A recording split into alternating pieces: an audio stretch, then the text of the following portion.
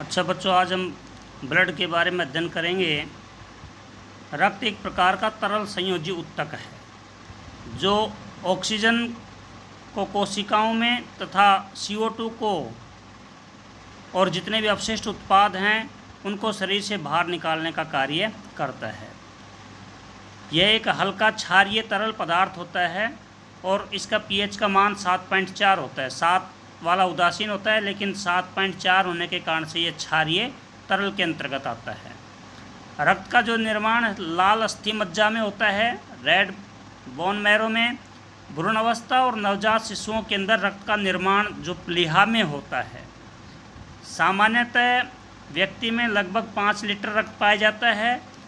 और रुधिर जो है, रुधिर के भी 2 भाग होते हैं। एक प्लाज्मा होता है जो द्रव भाग होता है और उसमें लगभग रक्त का 55% भाग जो है प्लाज्मा का ही होता है, जिसमें प्लाज्मा में भी 92% जल और 8% कार्बनिक और अकार्बनिक पदार्थ पाए जाते हैं।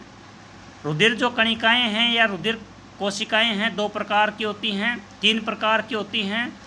एक RBC जिसे रेड ब्लड कार्पल्स लाल रुधिर कोशिकाएं कहते हैं, दूसरी WBC रेड ब्लड कार्पल्स श्वेत रक्त कणिकाएं, और तीसरे होते हैं प्लेटलेट्स बिम्बाणु। ये 3 प्रकार की पाई जाती हैं। अब प्रत्येक के बारे में अध्ययन करते हैं। लाल रक्त कणिकाएं या कोशिकाएं ये कुल रक्त का 99% होती हैं और इन कोशिकाओं में हीमोग्लोबिन नामक प्रोटीन पाया जाता है। हीमोग्लोबिन के कारण से रक्त जो है उसका रंग लाल पाया जाता है। केंद्रक विहीन होती हैं, केंद्रक का अभाव होता है और इनकी औसत आयु लगभग 120 दिन की पाई जाती है। ऐसे श्वेत रक्त कणिकाएं जो हैं ये प्रतिरक्षा प्रदान करती हैं और लाल अस्थि मज्जा में इनका निर्माण होता है। इन्हें ल्यूकोसाइट के नाम से भी जाना जाता है। रंगहीन होती हैं। ये 2 प्रकार की होती है, एक कणिकाणु और एक अकणिकाणु। तो कणिकाणु हैं जिन्हें ग्रेन्युलोसाइट के नाम से जानते हैं। इसमें जैसे मान लो न्यूट्रोफिल है, इओसिनोफिल है, बेसोफिल है, ये आते हैं। वैसे रक्त के अंदर न्यूट्रोफिल संख्या में सबसे अधिक इनकी पाई जाती हैं। सबसे अधिक पाई जाने वाली इनकी WBC हैं। अकणिकाणु जो हैं जिन्हें ग्रेन्युलोसाइट के नाम से जाना जाता है, ये 2 प्रकार के होते हैं, लिम्फोसाइट और मोनोसाइट। लिम्फोसाइट हैं वो 3 प्रकार की होती हैं, एक बी लिम्फोसाइट, एक टी लिम्फोसाइट और एक प्राकृतिक मारक कोशिकाएँ। ऐसे इनकी मोनोसाइट हैं, ये महाभक्षक के रूप में इनकी रूपांतरित हो जाती हैं जो प्रतिजनों का भक्षण करने के काम में आती हैं। बिम्बाणु जो होते हैं प्लेटलेट्स हैं, ये थ्रोम्बोसाइट भी इनकी कहते हैं इसको। इसका जीवनकाल 10 दिन का होता है।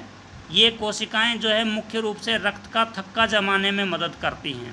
अविरल रूप से रक्त नहीं बहता, रक्त रुक जाता है, इन्हीं के कारण से रुकता है। बिम्बाणु जो हैं केंद्रक विहीन कोशिकाएं होती हैं। अब ब्लड के कौन कौन से इनकी कार्य हैं, तो उसके अंदर जो ब्लड जो है, एक तो है कि ऑक्सीजन और कार्बन डाइऑक्साइड का वातावरण और ऊतकों के मध्य में विनिमय करने में मदद करता है। जितने भी पोषक तत्वों का शरीर के विभिन्न स्थानों तक पहुंचाने के अंदर भी इनकी रक्त ही एक मुख्य भूमिका निभाता है। शरीर का जो pH है उसको कंट्रोल रखता है, शरीर का ताप है उसको कंट्रोल रखता है और प्रतिरक्षण के कार्यों को संपादित करता है। हार्मोन्स को आवश्यकता के अनुरूप इनकी परिवहन करता है शरीर में, और उत्सर्जी उत्पादों को शरीर से बाहर निकालने का कार्य भी रक्त ही करता है। ये इसके 7 प्रमुख कार्य हैं। रक्त के प्रकार कौन कौन से हैं? मनुष्य के अंदर वैसे तो लाल रक्त कणिकाओं RBC की सतह पर पाए जाने वाले विशेष प्रकार के जो एंटीजन होते हैं, प्रतिजन, जो A और B की उपस्थिति या अनुपस्थिति के आधार पर मनुष्य के रक्त को 4 समूह में विभाजित किया गया है, जिसे अपन ABO रक्त समूह के नाम से भी जानते हैं।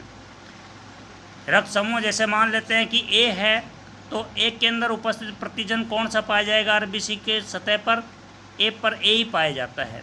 और किसको रक्त दे सकता है? A और AB को दे सकता है। किससे ले सकता है? A और O से ले सकता है। ऐसे B है, इसके ऊपर B प्रतिजन पाए जाते हैं जो B को दे सकता है अपना ब्लड और AB को दे सकता है।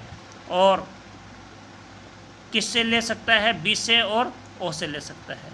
ऐसे AB है, वो A और B दोनों प्रतिजन पाए जाते हैं इसके ऊपर, ये AB को ही दे सकता है और ए से भी ले सकता है, बी से भी ले सकता है, ए बी से भी ले सकता है, ओ से भी ले सकता है, और ओ है इसके ऊपर कोई प्रतिजन नहीं पाया जाता।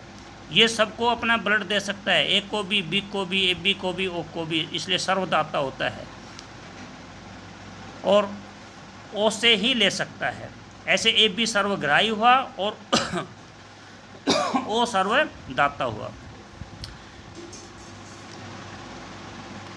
एपी प्रतिजन के अतिरिक्त आरबीसी के ऊपर कहता है कि एक प्रतिजन और पाया जाता है जिसे हम आरएच कारक के नाम से जानते हैं। जिन मनुष्यों में ये आरएच कारक पाया जाता है वो आरएच पॉजिटिव होते हैं और जिनमें आरएच कारक नहीं पाया जाता वो आरएच नेगेटिव होते हैं, ऋणात्मक होते हैं। संसार के अंदर लगभग यानी कि देखा जाए तो 80% जो व्यक्ति हैं वो आरएच पॉजिटिव ही पाए जाते हैं।